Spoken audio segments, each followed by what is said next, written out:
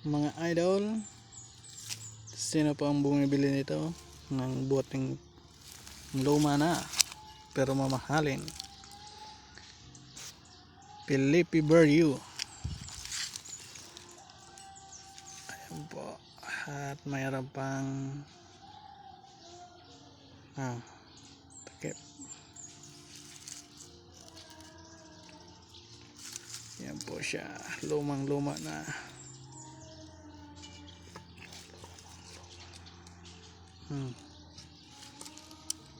Yan o.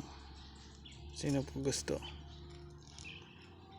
Sino pong gusto nito at bumibili ng lumang bote?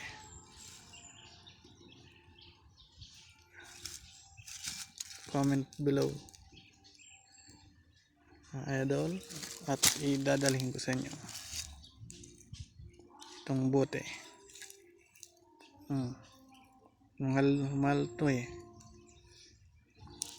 Kakalam ko mahigit 2,000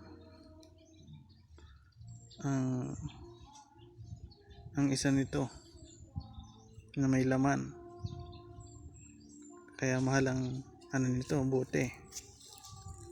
Mga idol, comment po sa gusto nito.